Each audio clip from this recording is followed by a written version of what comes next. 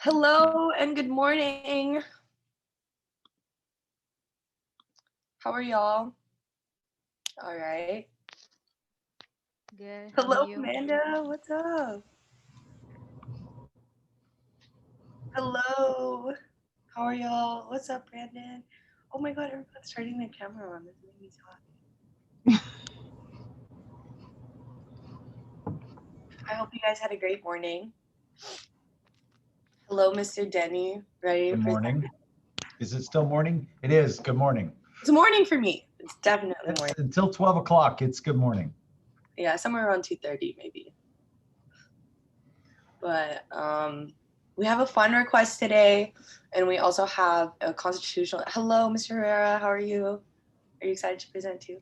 All right. So for everyone here, I just want to let y'all know that we've been trying to take track of y'all's attendance through the chat, but it's not exactly reliable. We sometimes lose some of the things in the chat. So I'd appreciate it if you guys could rename yourselves and add the acronym for your organization, if that makes sense. So for example, mine would be Hibaloya, and I would write SGA next to it. Let me do that for y'all so y'all can see. Yeah, like that. So if y'all could all do that, that would be great.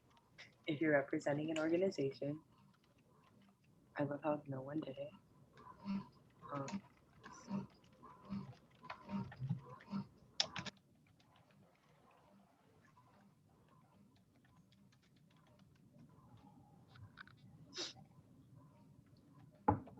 okay, we have a list of representatives. All right, I'm gonna wait like one more minute before starting, just because we're not even close to quorum.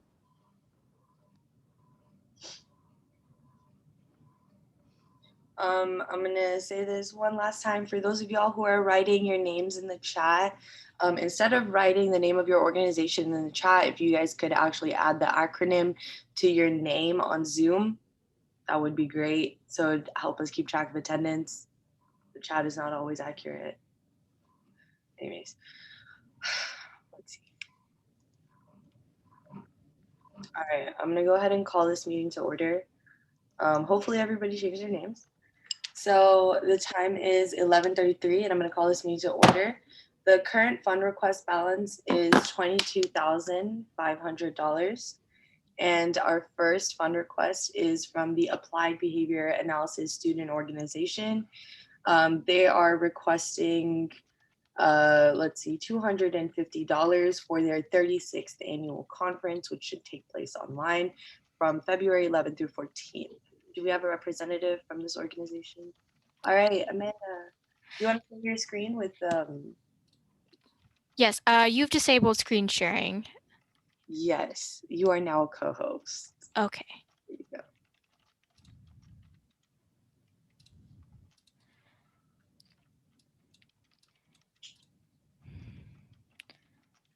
All right. So as was said earlier, this is the Applied Behavior Analysis Student Organization, or ABASO for short. My name is Amanda Davis, and I serve as one of the SGA representatives. Today, I'll be presenting our funding request to you for our upcoming conference, the Texas Association for Applied Behavior Analysis, or TexABA. This year, ABASO members will be attending TexABA online from February 11th through 14th. The purpose of this conference is for researchers in the field of behavior analysis to present their newest research to the field, and in these presentations, speakers discuss novel interventions that can be used for teaching complex behavior. The conference also provides the opportunity for professionals in the field to obtain continuing education credits, or CEUs.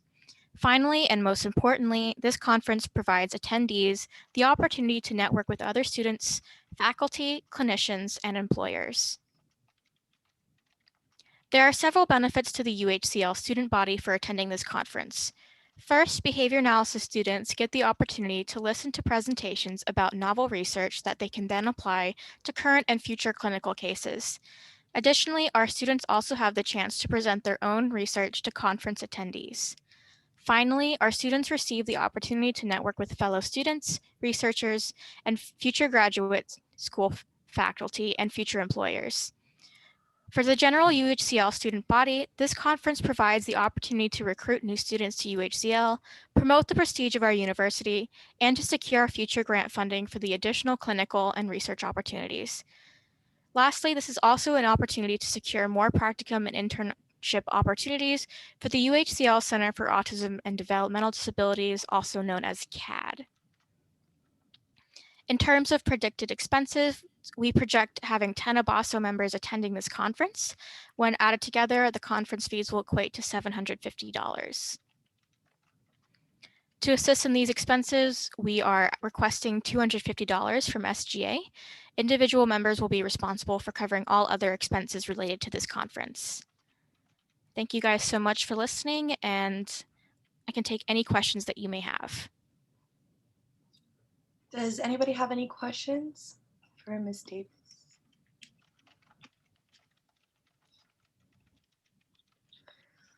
I don't think we have any questions at the moment, but what I will do before we start sharing our screen again is count the number of individuals here to take quorum.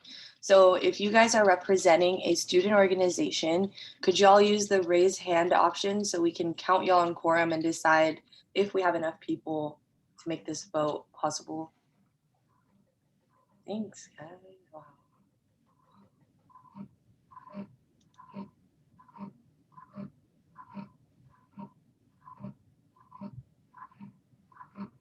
What is that sound?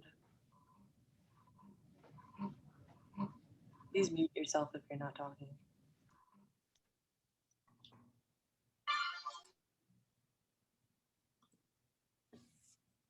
Is this everybody representing a student organization? Have all the student organization representative raise their hands? I see like Emily, Troy, Muhammad.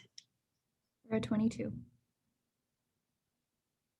I feel like we have a few more organization representatives that are just not raising their hands. I don't know if I can raise my hand if I'm a host. I'm trying to, though. If you click on reaction, and you will see the raise hand option. If you can't raise your hand, just like physically do it like that. And so we'll still count you. Thank you. Sorry. So Emily, we're gonna count you as an organization. Thank you. Yes, thanks for that. Yeah. Let's see, are there any other, Troy, are you representing a student organization? No, ma'am. Okay, all right. Okay, Alina, what's our final count? We're at 24. Okay, that's really sad. Guys, we're at 24 student organizations, which is like kind of half. Actual quorum is 43. So unfortunately, 42. we will not, or 42, sorry. Unfortunately, we will not be able to vote on this fund request, and nor will we be able to vote on the constitutional amendments. Yes, as Patrick has mentioned, the final count for 24 out of 42 needed to conduct business.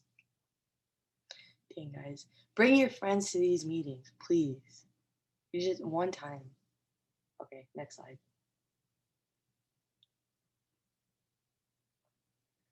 Now Mr. Denny is here to discuss tuition and fee increases. This is something that we discussed last time as well.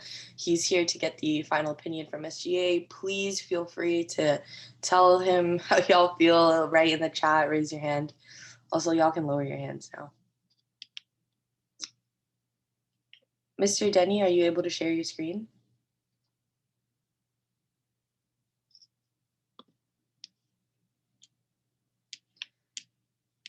Is he here?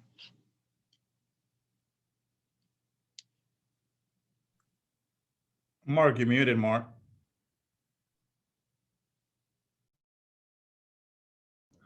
Yes, I knew that. I kept bouncing all over the screen because we're sharing our screen right now and I've got just this little panel. So every time I thought I found myself to unmute, I'd bump and move and I had to go find myself again. So I apologize it took so long to unmute. I can share my screen, but basically I do have a couple of slides, but really I can talk about this there really isn't anything to share. And I will defer to your SGA leadership whether you can give a formal response, not being a quorum. But I will say, for some changes in events, it's not necessary that you give a formal response today. Our timeline has been extended, and so we have more time to formally consider and review this. So first, let me talk about that a little bit. When I last came and presented, I said that I was going to take this to the February Board of Regents meeting if it was supported by President Blake. And in conversations with President Blake, critical to her support was SGA's and the students' support. Since that point, UHS, the chancellor, has made the decision that until we get a better sense of how well the vaccine is being distributed in the region, in Harris County and the region, wanting to see some decline in the number of COVID-19 cases and hospitalizations in the region, and therefore a greater level of confidence that we are on a path to something, whatever normal is going to be. And we get a better sense of where the legislative session is headed toward, with specific regard to funding of the public higher education institutions. They want to put a pause on any requests for tuition or fee increases. And so with that, we've been asked to delay our dining, which is the only fee increase we have, our minimum meal plan increase, and move it from the February Board of Regents to the May Board of Regents meeting. And so we won't make our formal request until the May.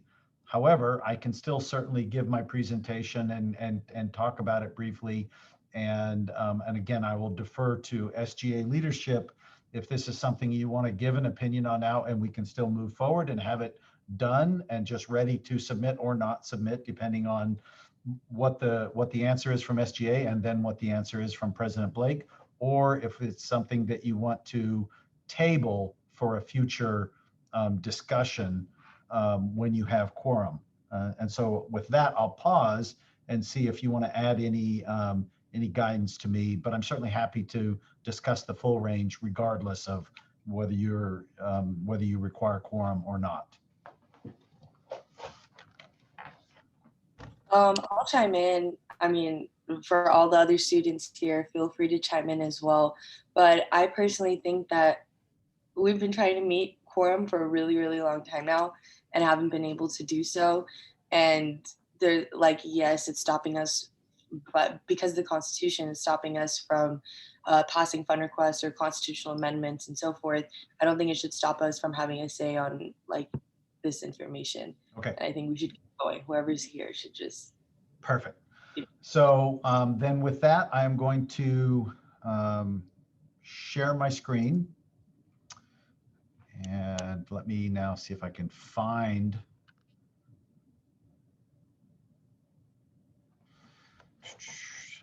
Okay, why is it not even one of my options? Oh, show all windows. Let's look there. I have quite a few.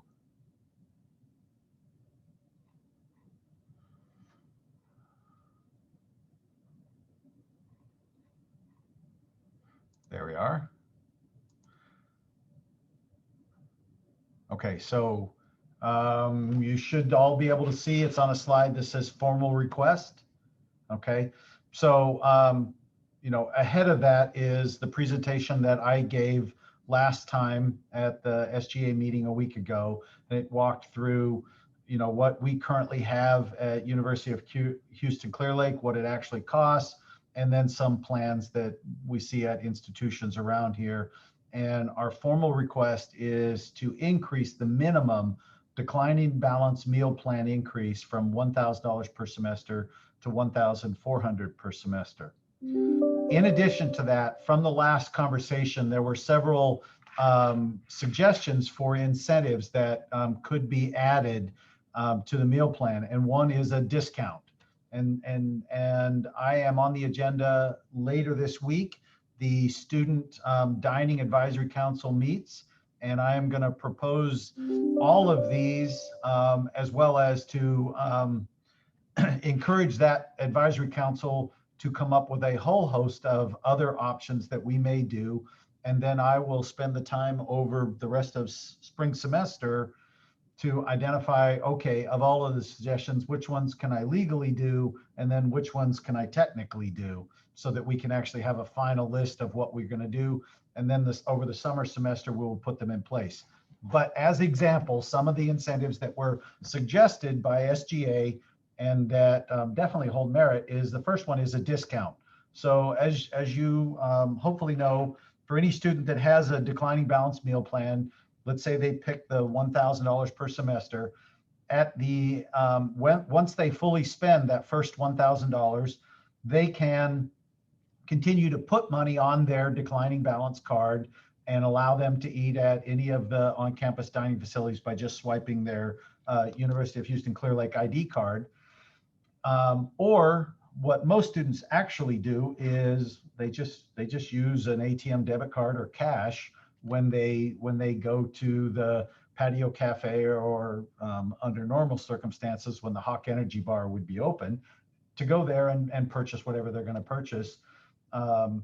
This would incentivize students to put money on their declining balance card, which then does force them to purchase at the patio cafe or the Hawk Energy Bar or the coffee shop.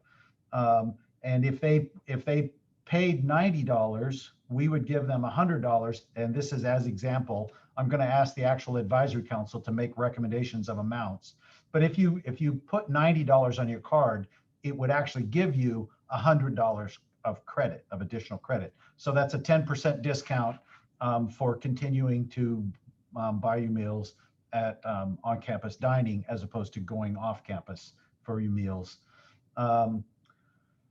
Acknowledging that one of the things this would absolutely do is that nobody will buy the higher plans, or at least I certainly wouldn't, because if I buy the least expensive and then just continue to top it off, I get the 10% discount. If I buy a more expensive plan, I have to spend more dollars before I start getting the 10% discount. I really am not worried about that. There's almost none of the students actually buy the more expensive plans. They all buy the one, we're well over 95% of the students living in Hunter Residence Hall purchased the $1,000 plan. And now if we increased it, would purchase the $1,400 plan. A second option would be to purchase gift cards that, and again, we would, as example, and I want to be clear, as example, because I'm going to ask the Student Advisory Council to be more specific on these initiatives. But as example, we would hand the gift cards out to the staff at Hunter Residence Hall and in other student affairs events, and then they would determine their own criteria for giving these out to students for participation in student activities, for whatever events that they wanted to do. And they would give these gift cards out, and students could then take the gift cards, and they would be redeemable at the patio cafe. Ideally, you would structure them, they're not worth $10, they're worth 10% off to occur, but it significantly reduces the cost, therefore making it very economical for our students to be able to purchase their food at on-campus dining. And then other incentives is we could have special events like Thursday pizza night, and individual pizzas are at a reduced price, and the patio cafe is open later hours, so and so on those Thursday nights. If it's something that they've scheduled, it's not a significant additional cost, that it's something that we pick it on a peak night when we have most of our classes, that type of stuff. You could have, and also they're going to look at trial, longer hours, and other incentives. But again, I'm asking this Student Advisory Council that currently has 6 student members, 3 living in on-campus housing and 3 students at large, for them to refine these proposals and move them forward. With that really completes what I had to present here today. So I'm going to stop sharing and see if there are any questions that I can answer or any comments that members would like to provide.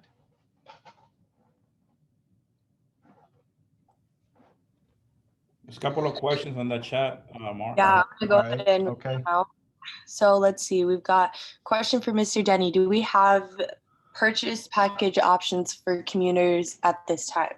Commuters. We don't have formal packages. We could certainly create that, but any student can go to what was formerly the Student Assistance Center and can put money on their UH Clear Lake ID card. Now it does require that you have the new UH Clear Lake ID card, which starting last year, all new students got it.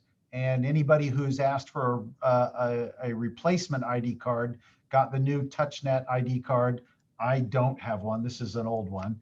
And anybody can get a new ID card, but those are the only cards that have the ability to do the declining balance. And so all of the students in Hunter Residence Hall, regardless of who they were, have the new ID cards. All new students from last year, this fall semester, and moving forward get the new ID cards. But anybody who's been a student longer than that and your card is older, you probably don't have the new ID card, but you can get one through the Student Assistance Center, and then you can add money to it. We have considered creating commuter plans and have a set bucket dollar amounts, $250, $500, something like that. But we haven't done that because all it does is it changes your method of paying for food that you get at the patio cafe. It doesn't really do anything else. Those commuter plans where they have the most benefit is when you have a swipe as opposed to the a la carte that we have, where a swipe is I get one swipe and I get a meal and I get whatever food I put on my tray, and it doesn't cost me any more or less for that swipe. A a la carte plan is, well, if I get a bag of chips and I get a sandwich and I get a soda, I'm going to pay whatever the individual price of those are, and what it costs me is strictly a function of what I grab to put on my tray. And if I'm in that type of scenario, you know, I can pay for it with my debit card, I can pay for it with a credit card, I can pay for it with cash, I can pay for it any mechanism I want, and putting money on a declining balance card for that doesn't really benefit the student, and which is why we haven't done it. But I will certainly bring that to this advisory council as well and see if they want to do that. It does make it, I see another comment, it makes it easier for parents to reload dining dollars. To be honest, while there certainly are some of our students that are getting financial support from parents, I think, as we all know, that's not the majority of UH Clear Lake students. The majority of UH Clear Lake students are funding their education on their own. But it certainly does make it easier, family members, other people, to add dollars, and students can give them that authority to put dollars on their account.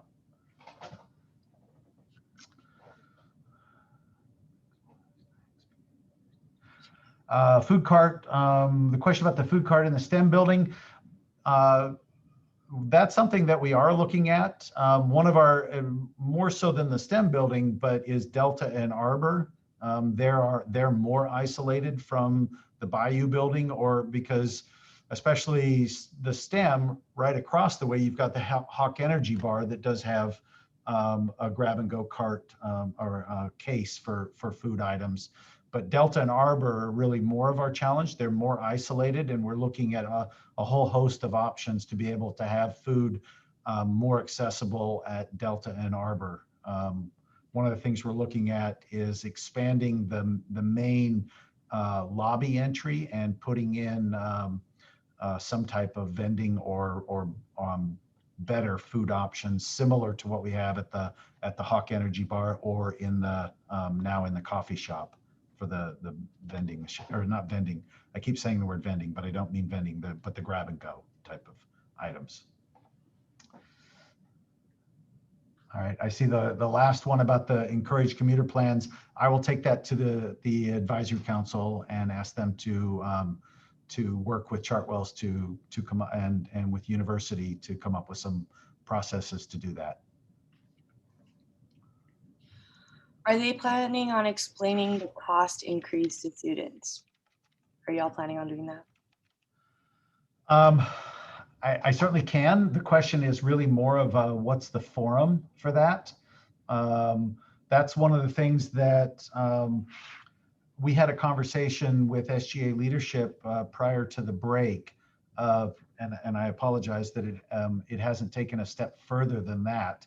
But I really want to try and talk about creating a forum for really presenting to our students what are the costs across our campus and what are the drivers of those costs, and how is the university addressing those drivers to try and mitigate our costs and so forth. Because I think any one of these things, there was a comment in the SGA in the meeting last time that said, well, will we ever see the impact of the cost of the patio cafe if we have to subsidize it? So would we ever see the cost, that impact in tuition increases?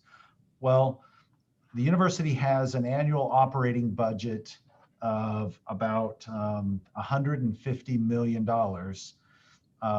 And we spread that across our 9,000 students. We have about 185,000 semester credit hours, which is how you pay your tuition. It's so many dollars per semester credit hour. And so even a cost of $250,000 in the patio cafe works out to be 0.004% of our total costs. And so, yes, it impacts tuition, but it's one small piece of many things that impact tuition. So I don't know that there's necessarily benefit in having a conversation to call out one specific item. I think it's more beneficial to understand the broader picture of the cost drivers in higher education, in higher education in general, and then specific to University of Houston Clear Lake, and how we're addressing those to try and keep our tuition costs low.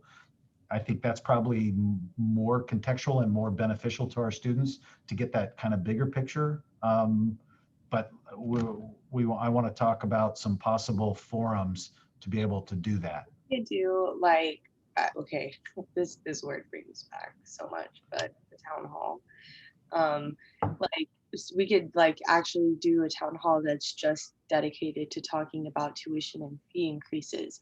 So it's kind of an SGA meeting. It's 2 hours long. You present all of your information. It's Q&A, and that would also be a great way for you to gauge the student input, because all the students that are coming to that are coming for one specific topic.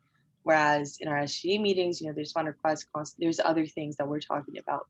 So if y'all like that idea, let me know. If students have any other ideas about how y'all would like this information disseminated to the student body in a way that's accessible to everybody, not just student leaders and registered student organizations, then let me know.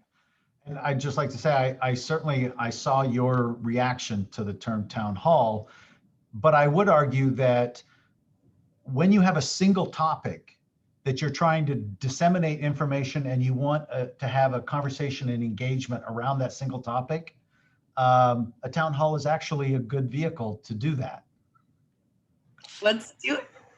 All right, then with that, Hiba, I will leave it to you to schedule. You and I can back and forth about some topics, and I'll plan on maybe let's talk maybe a 30-minute presentation and then the balance to be question and answer. Does that sound like a reasonable plan? Sounds okay. Beautiful. All right, I just want to work on that. Jump in, sorry. I know Hiba just mentioned about town hall. So International Student Advisory Board also met yesterday, and we were also talking about a town hall related to tuitions and fee increase and all of the behind the scenes and logistics. So Hiba, we would happy to collaborate with SGA to bring in a population of international students to the town. Sounds like Hiba, you might even have your host for the town hall as the International Students Association.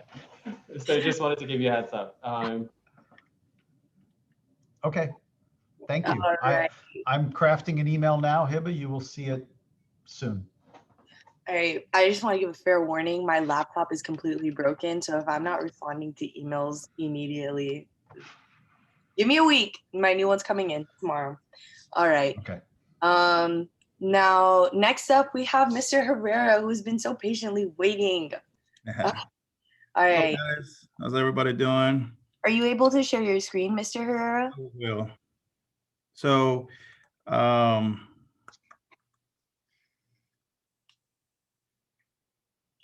everyone see that? Yes, we can see that. So just give you a little recap for some of you guys that may be new. The last 2 years that I've been here, we've been trying to be more transparent so everyone can be aware of all the many things that facilities is doing for you guys. So what we do, we started sharing the presentations with all the projects that we've been working on. So we call them either the summer projects, because that's when we take most advantage. Then we had a special COVID projects whenever the whole pandemic started, that we were able to do more stuff because most of the classes were online. And now we are down to the winter projects. So just a little quick recap of what we accomplished this last winter break. Here's a whole list of all the projects, and I want to touch real quick on each one. We did 2 more elevators to the Bayou buildings. As you guys, some of you may be aware, we did elevators 3 and 4. And Yay! now, and now we just completed 5 and 6. So what it entails is we go in there, as you guys know, that building is really old and those elevators are very old. And a couple of years ago, I think the first hot item that Mark gave me when I started was get those elevators fixed.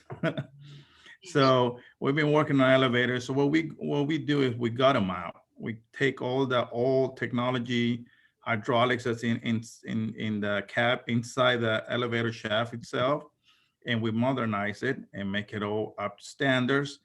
We also do the whole reface of the interior, and we do the flooring as well. As you guys can see, you see some of the price and some of the cost. And the reason why we do that is so you guys can be aware. Okay, if you ever ask, where's the funding or the tuition going to? What is some of the stuff that we're doing with some of that tuition money?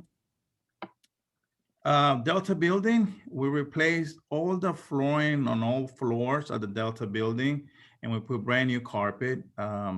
Delta built in every single office and classrooms. So that's it needed. It was really old and kind of smelled, and it was kind of hard for our custodians to get the stains off. So we replaced all the carpet for the entire building. Testing center, this is a great initiative for you guys. We remodel. This was something that was suggested and submitted for review, but we remodeled the entire testing center down in the Bayou first floor. It's very user-friendly now. It has these rooms that are going to be able to provide more isolation for testing, better technology, new furniture, new flooring, new lights. So when you guys have some time, go by and check it out. It's really nice. We remodel some classrooms. We're always doing this on every break we get.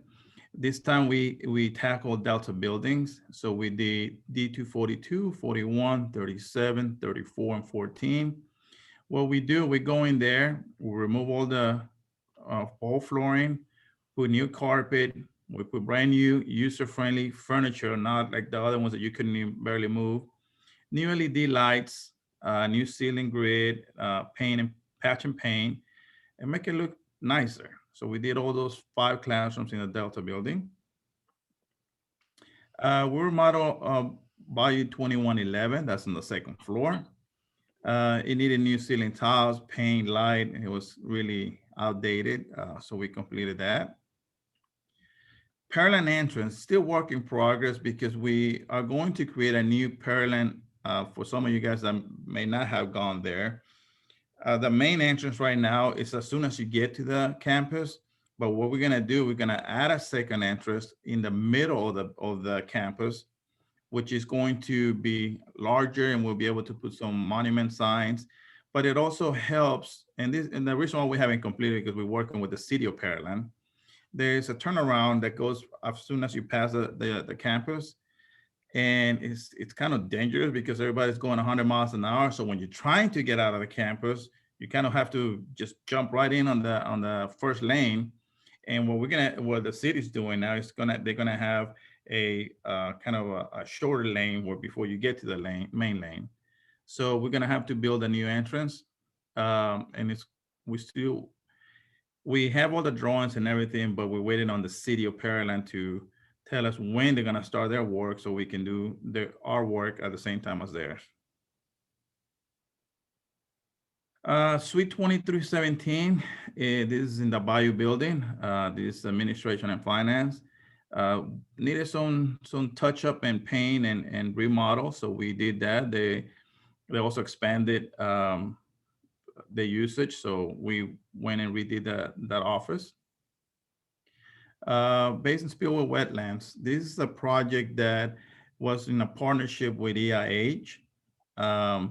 As you guys can see on that before, the barrier that prevents the water from going from one wetland to the other was deteriorated, so it was leaking through and it was not working. So what we did, we came in here and we put new concrete barriers so we can prevent some of that flooding pretty much, or the water from going from one wetland to the other. It's kind of a combination of work between us, EIH, and of course with the state in regards to water mitigation. As you guys can see on the picture of the left, it also had a boardwalk and kind of a canopy where people can walk all the way to inside the wetlands, and it had a little gazebo and you can sit down and look into it. Well, it was really deteriorating. All the woods were old. So we're in the process as we speak of redoing the entire catwalk and building a brand new gazebo. The great thing about it is that you'll see in that slide coming up, the new bike trail by the county goes right by it. So will be any visitors that want to go and look. And by the way, when you go in there, you'll be able to see snakes and alligators and all this other wildlife that we have in the wetlands in there. But it's right by the new bike trail. So it'll be nice for everyone that's using the bike trail. We're also redoing the marketing communication suite as well as Title IX. That's still work in progress. We should be complete by the end of the month. We had to redo a brand new, one of the roads that goes into the police and FMC. It was in really bad shape, so we redid that road. We built a brand new for the parking and transportation shuttles. It's a new carport. This is going to help us make sure that their brand new shuttles are going to extend their life and they're not under the weather conditions like before. As always, as you guys know, we have so much trees and everything on campus. So we went and did the tree removal and trimming on Lot A. You can see that before and after. We do this ongoing. We had to do a lot of this for the bike trail as well because it was not included as a project. So there was a lot of trees that were hanging over the bike trail. So we had to trim all those. Middlewood fence, as you can see before, the fence was broken because of trees that be falling down. And we went and replaced the entire fence. The cafeteria, they had a really old walk-in cooler and freezer. And so they really needed to get a brand new one. It was really hard to keep up with the temperatures and and with everything else with the old cooler that they had. So we went in there and replaced the cooler and freezer for the cafeteria. We're also doing the third floor. This is for one of the labs. They have a walk-in cooler there that they store a lot of their projects and materials that they use in one of the chemistry labs. So we're replacing the whole walk-in cooler and putting a brand new one. Floor mats. If you guys haven't seen it, once next time you come on campus, you'll see them in all the entrances. I know SSCB is missing theirs, but it's in back quarter and they're coming. But Delta Building, STEM, Bayou, they all have brand new welcome mats that has a logo or UHCA logo. So they're really nice. So I think everybody's gonna really enjoy those.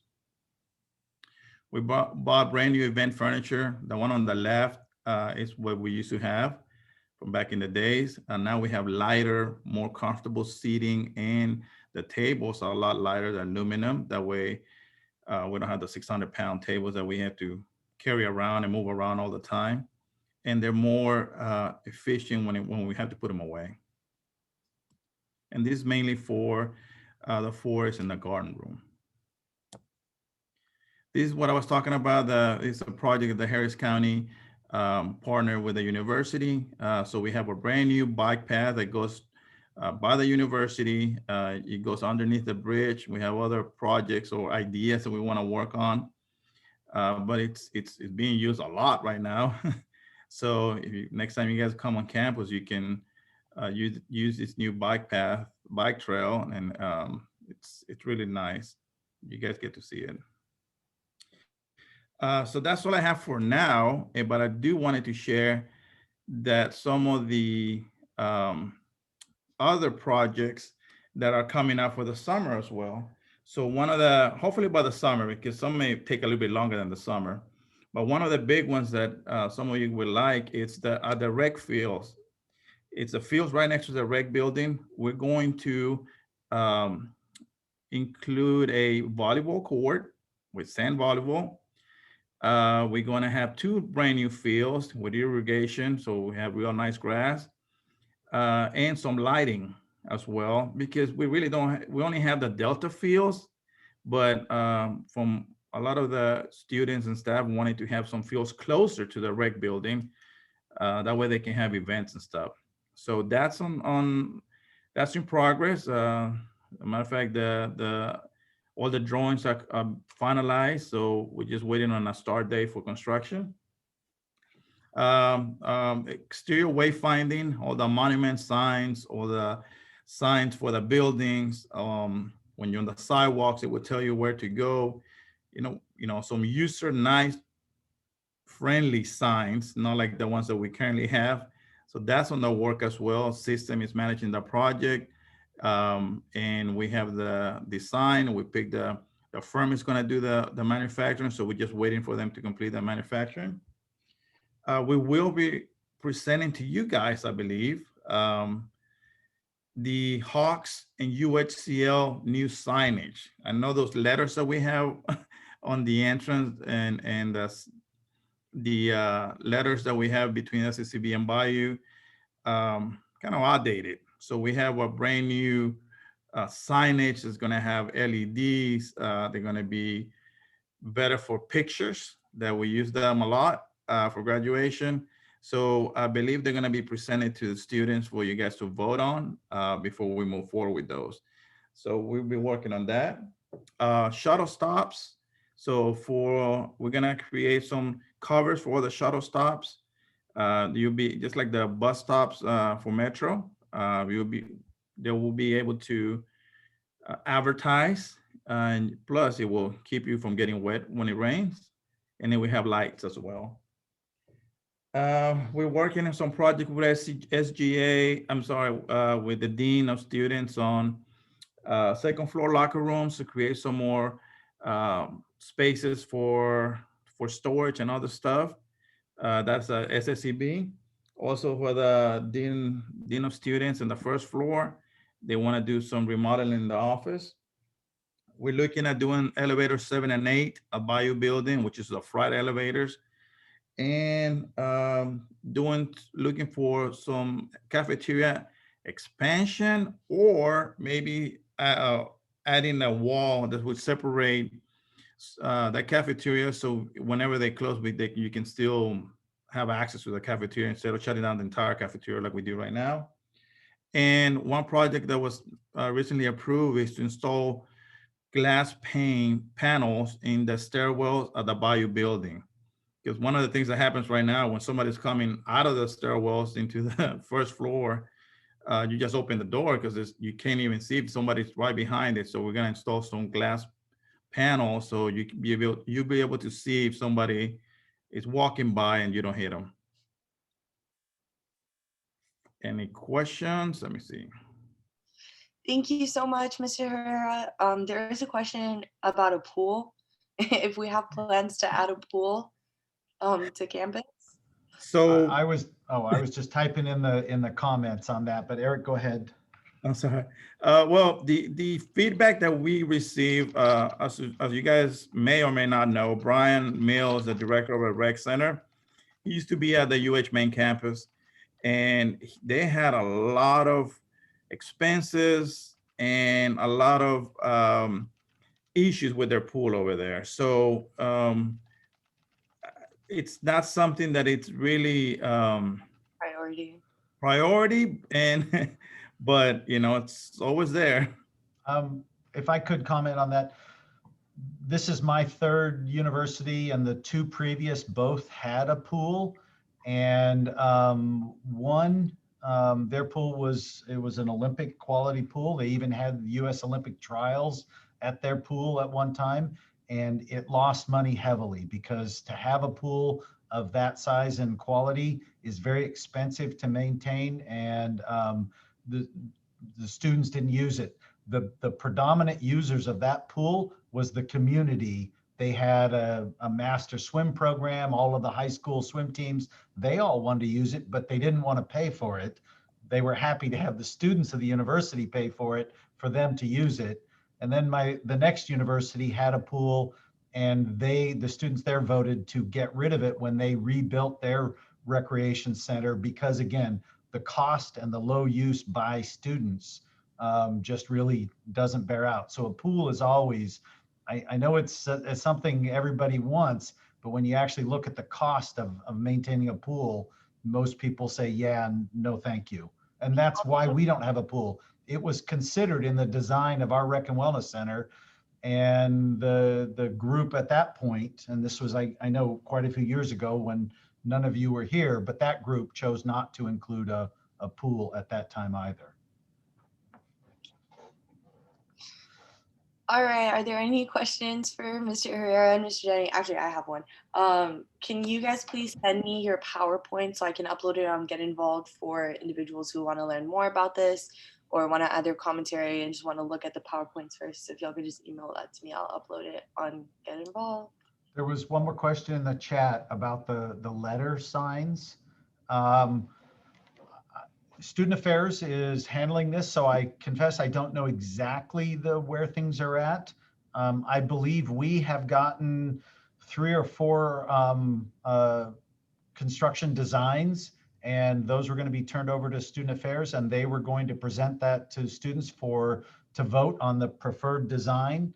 And then once those are voted on, then we will begin scheduling the construction and so forth.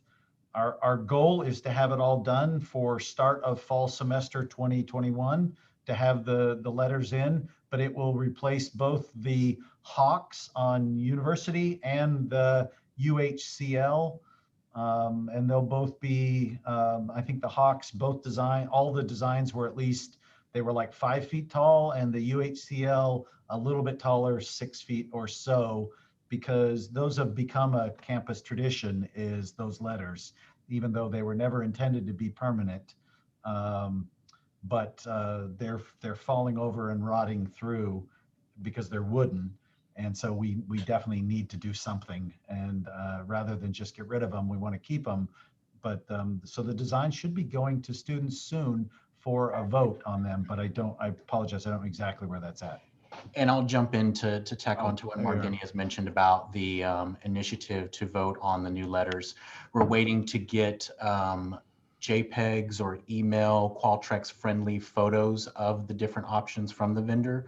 Once we get those schematics or those pictures, if you will, that we can put in an email blast and the survey, then we'll be ready to go and we can move forward on the initiative and get the student vote on the different options. Sounds great. Okay, so I think we're ready to move on to new business. Thank you so much, Mr. Denny and Mr. Herrera, for coming. If there are any further comments, I'll be sure to share them with you guys after this meeting. Now we are going to announce our candidate for VP Committee Coordinator. Derek Delgado, are you on the call and paying attention? Hello, Derek. I was paying attention. Just Hey! I kind of zoned out for a little bit, but I'm back. I'm back. All right, what's up, Derek? Share. So I thought I had the ability to message like attachments in the chat. I don't. Looks like I don't. But it's just a PDF. So I mean, you can share your screen. Do I have capabilities to do that now? Okay, let me like restart it. Put this.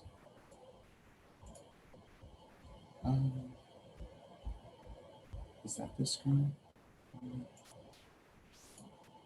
Okay, there we go. Okay, I can zoom out a little bit. All right, everyone. Hello, my name is Derek Delgado. Basically, a little bit about me. I'm a junior in the legal studies program. I've been part of SGA when I first started. I started back in 2018. When I first joined SGA, I was a senator for the College of Science and Engineering. That's when the Senate was actually first established. I also served on committees. I served on the Academic Honesty Panel, the Committee on Space Allocation, the International Scholarship Fee Committee, Common Reader Program Committee.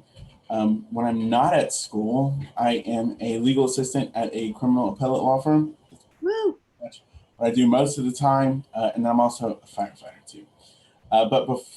Well, now that I have this up, these are pretty much like the four main components that I would see to work with as and part of the executive council. So the first thing is amplifying the student voice. So as a student representative, your job is to listen to the student voice and what their concerns are and follow up on that concern or connect those students to whatever department or person that they need to be connected to. Secondly, increase accountability. Now this goes for both students and university administration. I will say that HIBA did a great job last semester in keeping the administration accountable for their actions, and I would anticipate that we would treat this semester no differently. While on the other hand, we need to hold our students accountable as well. This goes for making sure that if you commit to serving on a committee, that you do just that. There are like so many different shared governance committees, and if you commit to saying that you're going to, sit on as a student rep, do just that. Because if you don't, then the student voice doesn't get heard, and then, SGA gets blamed for it, and that's not fair. Third, sustaining SGA prior progress. To be completely honest with you, I did not know HIBA was the only one on the EC until like late November. So that's when I thought about applying for the position. So I'm not saying that she was doing a bad job, but HIBA can only do so much as a one person. So that's why there's so many different positions, because it calls for more than one person to do the job. And then increase communication, more specifically from students. So when we have students serving on these shared governance committees, having these students come back and report to the SGA floor on what is happening in those shared governance committees. It's great that we can have student representation there, but it only does so good if you just sit there and don't tell the SGA floors or the student org representatives what happened in those shared governance meetings. So that just allows for transparency and communication. And that's all I got. That was pretty short and sweet. I didn't want to take up too much time. if Hiba allows it, I'd be more than happy to answer questions. But if not, I'm going to be on the Zoom call for the rest of the meeting. And if you want to ask me a question, that's I totally. think we should open the floor up for questions. So, I mean, this is the time that you guys have to get to know your candidate. There's only one candidate, so you either vote for him or you don't vote. But you know, what are your questions? What are your concerns? What are some things that you would like somebody who is just joining the team to know? Do you want to ask him about his perspective on things right now when he's in this like in between area? Like, do you guys have questions? Please ask. Okay, I'll ask something. How do you plan on holding students accountable? What do you mean by that? You know, truly, if you're going to hold yourself that you want to hold a student representative position on the shared governance committee and you don't do it, you know, life happens. You know, I'm not going to say that life doesn't happen. Just communicate with us that you're not going to do it. That way we can, hey, we'll put you on a different time frame, or we'll put you on a different committee and we'll have one of us go hold the position for you. The big thing is having student representation on these different committees. Okay, not to grill you. You can also like abstain. But what is something that you think that SGA lacks that you are going to bring to this team?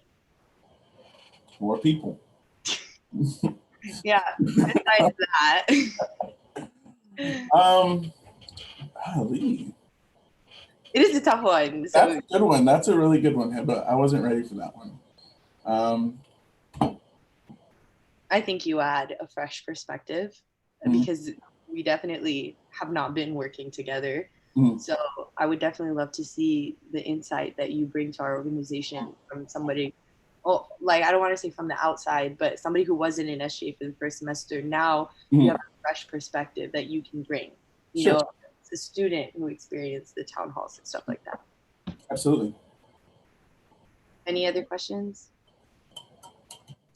Did you say you were a firefighter and a legal assistant and a student? Yeah, do both. Okay. I thought you were a firefighter. Anxiety, yeah. It's pretty cool.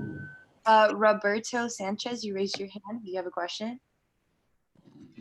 Yeah, this is more so a question for like, I guess both of you guys in general, but I was just wondering if we're gonna do anything kind of with the whole quorum problem that we have at the moment. I was wondering if maybe we could do something with some sort of like inactivity for a club, because I know at the moment we have a lot of clubs, but not a lot of them are actually doing things because we're like in the middle of COVID. So I was just kind of curious about that. Okay, I'm gonna respond to that. So I actually, right during this meeting, for transparency, literally 10 minutes ago, I got a message from a student saying that we should consider if student organizations are inactive to reduce the number of organizations that are required to meet quorum, right? So for example, let's say a student organization registered in August, however, they have done absolutely nothing, and now it's nearly February. Why are they still part of quorum? The thing is, we don't increase quorum when new student organizations join. So if we were to decrease quorum with the inactivity of student organizations, we would also have to increase quorum when new student organizations join, if that makes sense. And then quorum would then fluctuate too much. That's just my opinion. Also, even with that, the Constitution is what defines quorum. And so in order to change that, we have to meet the quorum, if that makes sense. Christelle and Roberto, you guys can. It's like you got to fix the problem to fix the problem. Yeah. It's kind of It's a vicious cycle. Yeah, it is. Oh, I was just thinking about this, but another thing, like, because right now I feel the only consequence of a club or an organization not attending SGA meetings is not being able to do fund requests. But if they're already not doing things on campus, then they probably aren't going to need funds. So maybe, or some organizations just don't do fund requests. So maybe another thing that we could do is, like, you might get privileges. I'm not sure, but like some privileges might be taken away, like, oh, you're not an active, or you're not a very active organization, so maybe something with like the student org expo. Like, I'm not sure. I was just thinking about it because it's like right now the only consequence for not attending is not being able to do fund requests, but or like increasing. Not to interrupt you, Chriselle, but like, okay, let's say this. Let's say, so someone asked in the chat, by the way, I'm gonna get to your points in the chat, but someone just said, is there something you can do due to the pandemic and lack of engagement temporarily? Now, I want to say, like, let's say if I were to sit here and be like, you know what, we are a meeting quorum. Let me just change this. Like, let me just say that we don't have to meet quorum. That would be me making up my own rules, and you guys' responsibility, or just my, like, even my advising team, their responsibility is to hold me up to the standards of the Constitution. So if I'm going against that, I'm just going to get in trouble, if that makes sense. Like last year when I was VP admin, if we did anything, for example, students are very picky with what they allow us to do. So we were allowed to do pending Dean of Students approval, which wasn't in the Constitution, but then we weren't allowed to do other changes, if that makes sense. So then it gets to the point of you're deciding which parts of the Constitution you choose to uphold. Does that make sense? And that's what makes it a question of your morals and ethics. Like, I can't just be like, oh yeah, screw quorum. And then the next time something happens, y'all are gonna be like, well, what's there to hold you accountable if the one document you're not listening to? So I need help to change that document, which is something I've been working on for a very long time, which is why I have these amendments on the floor right now to adjust the GPA from 3.0 to good academic standing, to open the floor for more people to apply for VP positions, as well as changing the requirement that every SGA like member on the executive council has to be a member of an organization, because honestly I can't do another organization outside of SGA, and I know it's like that for a lot of other people that are in these positions. So those are the things that I want to bring to the floor, but I can't even do that because look, this is the meeting I was supposed to vote on that and we haven't met quorum. So like it's a vicious cycle. Like the problem is quorum, but you have to meet quorum to change the quorum. If we meet it once, we can fix this, is all I'm going to say. So to Derek, what are your thoughts about recent proposals to amend the SGA Constitution now that we're here? It's a question that was sent to me privately. Oh, I was about to say, where did you read that? Sent to me privately, yeah. I totally agree with him. I mean, if good standing is, I mean, that's totally fine. It encourages more people to run for executive council positions. Although 3.0 is like pretty, not low, but good standing. I think I don't have any objections to it. So what are your plans to address student concerns, Derek? Truly just being transparent and following up and communicating, holding us accountable. If you tell me a problem, on the 1st and you don't hear anything back by the 10th, coming back to me and saying, hey, what is the update on this? And me following up and saying, hey, I've reached out to XYZ department and I just haven't had anything. I just haven't heard anything back. Just communicating with them. Yeah. So I want to chime in and say, Roberto and Priscilla, I really appreciate you guys bringing up the quorum and everything, because I feel like I've been wanting to say that for so long and y'all finally giving me the opportunity.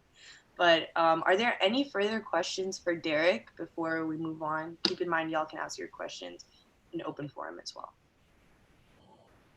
Any further questions in the chat? Y'all want to type it out?